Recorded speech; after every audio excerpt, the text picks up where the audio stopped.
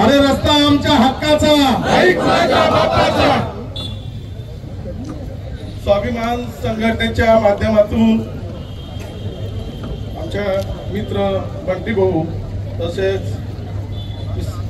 योगेश भाऊ आणि इथे तमाम सर्व पदाधिकारी आणि इथे जमलेल्या माझ्या भगिनी आणि ग्रामस्थ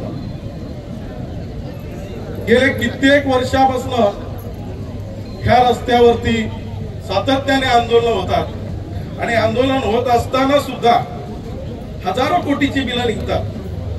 वारंवार हे सांगायची का कुणाला गरज आहे, सर्वांना माहिती आहे की किती कोटीची बिलं निघतात. याला सर्वात जबाबदार जर असतील तर पीडब्ल्यूडीचे अधिकारी, आणि पीडब्ल्यूडीचे अधिकारी हे गेंड्याच्या कातडीचे आहेत. उभे कसे राहिलेत बघा. यांना लाज आणि लज्जा काहीच नसते. हे जनाचे नाही मनाचे पण आहे. आणि या हरामखोरांमुळं ठेकेदार जिजाऊ कंस्ट्रक्शनला पाठीस मार झालाय आणि पाठीशी घालण्याचं काम हे करतात. कारण याचं कारण असं आहे की एखादा 10 लाखाचं जर एका ठेकेदार काम करत असेल तर त्याला 10 वेळेस फोटो काढायला लावतील सर्वसामान्य कार्यकर्ता काम करत असेल तर. पण या हरामखोरांनी 70 कोटी रुपये ऍडव्हान्स मध्ये देतात. यांच्या बापाचं मिरास आहे का? पाव किती साहेब जनाची किंवा मनाची. तेव्हा इथे 1000 लोक मृत्युमुखी पडली, अपंग तत्व झाले. तुम्ही आतापर्यंत काय कारवाई केली? फक्त आम्ही आमची टक्केवारी घेतो आणि टक्केवारी घेतल्यानंतर शांत बसतो. आमच्या पोलिसांनी जर बिचारीने 500 रुपये घेतलं तर त्याचा गाजा होतो. तसं कोणी घेत नाही. एक सांगण्याचं तात्पर्य असं आहे की जिजाऊ कंस्ट्रक्शनने मागच्या 2 वर्षामध्ये माझ्या पीकचं काम मंजूर झालेलं.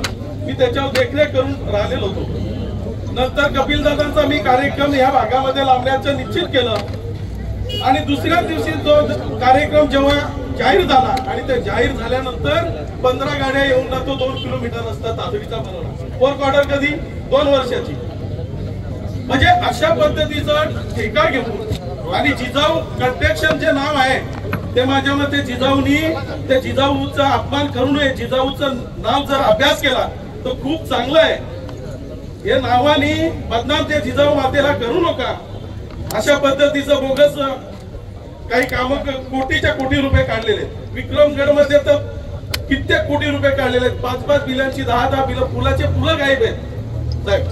म्हणजे अशा पद्धतीचं जिजाऊचं जे काम चाललंय फक्त एकीकडे दाखवायचं का आम्ही काम करतोय, स्वाभिमानाने काम करतोय, इकडे वया वाटतो 25 लाख वया वाटतो, पण इकडचे 70 कोटी आमचे काढूनच वाटतं ना. म्हणजे ह्या पद्धतीचं जे जिजाऊचं काम चालू आहे. आज मी मागणी एक प्रमुख करतोय की जिजाऊ कंस्ट्रक्शनला ब्लॅकलिस्ट टाका, कारवाई करा त्याच्यावरती. हर्षद गंधे असेल, इतर ठेकेदार असतील त्यांच्यावर ब्लॅकलिस्टचं कारवाई झाली पाहिजे. हेच मी आजच्या भाषणातून सांगतो आणि एवढे शब्द माझ्या 2 शब्द संपवतो. जय हिंद जय महाराष्ट्र.